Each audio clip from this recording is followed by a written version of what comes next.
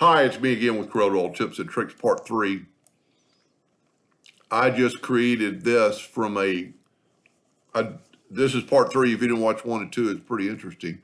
But I went to the internet and I just typed in highway signs. Let me go back. And then under tools, you could go large. I want all large files, and I want color. I want all black and white. And then only bring up black and white files. And then I picked that one right there. So I brought it in, and it's pretty good. I'm pretty sure this is it. I'm going to draw a box around it, make sure it's the clip art.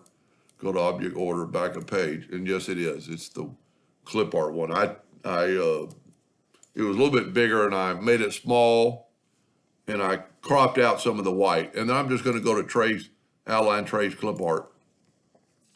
It's not the best highway sign I've ever used, but it's pretty good. Then I'm going to left click, right click, and I am going to go to effect, group, and ungroup all this time. And then I'm going to start deleting some stuff. And there's actually 2 sets of numbers.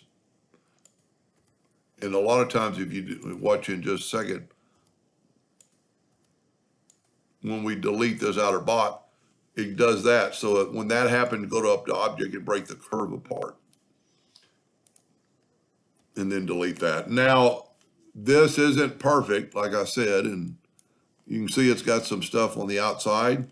Well, we're going to use the inside. So I'm going to take the Smart Fill tool and fill it in. It's still not perfect, but it's better. It doesn't have that stuff on the outside. I am going to hit P and put it in the center of the page. I'm actually going to make it about the size of the original one. And I'm going to do just like I did in part 2. I'm going to get rid of, and if you notice, this has more nodes than this side. So I'm going to draw my perpendicular line. Now I'm going to hit P, and I'm going to delete this side. Now I'm going to take and delete some nodes. Look at all the nodes right here. And when you duplicate it, it's going to make it worse. Don't want to do that. If it changes too much, just go back. A little bit of nodes aren't bad. Like this doesn't really have a corner. I'm going to delete that one first. Then I'm going to right click and turn that one into a line to get a line between those two. I'm going to see what that happens. Nah, I don't like it. I like it like that. So if you look, there's 2 nodes up here, and that's going to, when you duplicate it and drive it across, then you're going to have 4 nodes. That looks pretty good. We could maybe delete another node. And you could, change it around with these handles. And that looks pretty good. I'm going to see what happens if I delete that node. Whoop, can't delete that node. So we're good. Control D and make a duplicate of it, get the 2-sided arrow and go there. Now, I don't know if it's going to leak or not, but most likely it's going to leak because of that right there. And let's look at this under hairline. And when you do a hairline, it reduces the line, so you're going to have a space between there. Boy, they look like they're closed. But I don't think they are. We could test it, take a rectangle, get the Smart Fill tool, fill it in, and it doesn't leak. It's good. So we don't have to do anything. Then I'm going to left click, right click. Now, if you remember from the first video, I'll make it a little bit smaller. And if you just get one of the corner ones and just make it a little bit smaller. Then go up. I measured originally, it was 0.16. I'm going to go to effects and contour, 0.16 of an inch. So we get that contour. Now, if you've got any bad spots, it's going to show up in your contour. So let's back up here and figure out what's bad about this. Let's take it and make it a little bit more of an angle. Realistically, I need to cut it in half and do it again, but I'm not going to. So if you look at the difference between the 2 sides.